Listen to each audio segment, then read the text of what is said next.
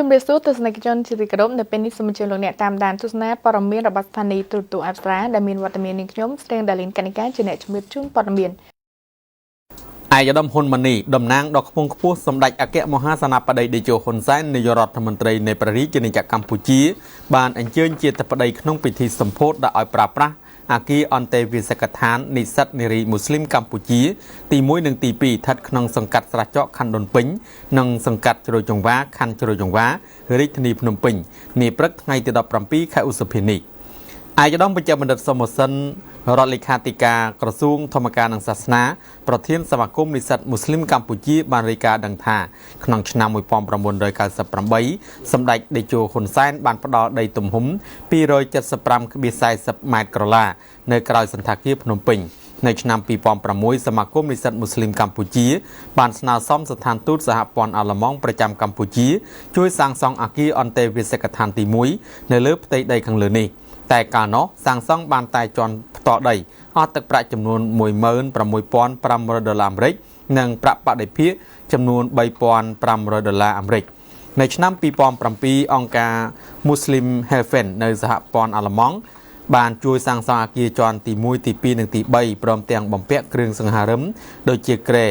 ទូដាក់ខោអាវកង្ហាប្រព័ន្ធទឹកស្អាតអគ្គិសនីសម្ភារៈផ្ទះបាយជាដើមចំណាយទឹកប្រាក់អស់ចំនួន $79,668 អាមេរិកនៅឆ្នាំ2010អង្គការ Muslim Health បានជួយទិញដីនិងសាងសង់អគារអន្តេវាសិកដ្ឋានទី2ស្ថិតនៅខណ្ឌជ្រោយចង្វាមានកម្ពស់6ជាន់អស់ថវិកាចំនួន $23,069 អាមេរិកអគារអន្តេវាសិកដ្ឋានទាំងពីរនេះសាងសង់អស់ថវិកាសរុបចំនួន $33,737 អាមេរិកនិងអាចឲ្យនិស្សិតនារីមូស្លីមកម្ពុជាស្នាក់នៅបានចំនួនពី175ទៅ200នាក់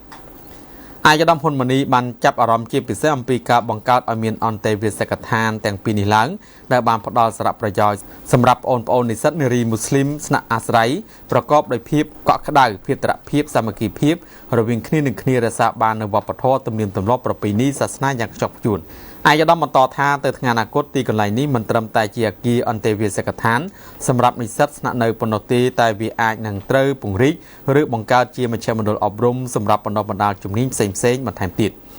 ការទទួលបានដោយសមិទ្ធផលជាបន្តបន្ទាប់នេះគឺស្ដែងចេញពីប្រទេសជាតិកំពុងស្ថិតក្នុងសន្តិភាពស្ថិរភាពនយោបាយនិងឯកភាពជាតិតែមួយក្រោយការខិតខំរបស់រដ្ឋាភិបាលកម្ពុជាពិសេសក្នុងនីតិកាលទី5នៃរដ្ឋសភាហើយរដ្ឋាភិបាលកម្ពុជាបានដាក់ចេញនៅយុទ្ធសាស្ត្រចតុកោណដំណាក់កាលទី3និងបានខិតខំបន្តពង្រឹងការថែរក្សាការពារសន្តិភាពស្ថិរភាពសន្តិសុខនិងសណ្ដាប់ធ្នាប់សាធារណៈលុបបំបាត់អំពើហិង្សានីតិរដ្ឋភាពការរើសអើងតាមគ្រប់រូបភាពដើម្បីស្ថាបនាសង្គមមួយប្រកបដោយយុត្តិធម៌សមធម៌ការពារសិទ្ធិសេរីភាពជាមូលដ្ឋាននិងសេចក្តីថ្លៃថ្នូររបស់មនុស្សកាត់បន្ថយភាពក្រីក្ររបស់ប្រជាពលរដ្ឋនិងអភិវឌ្ឍប្រទេសប្រកបដោយចីរភាព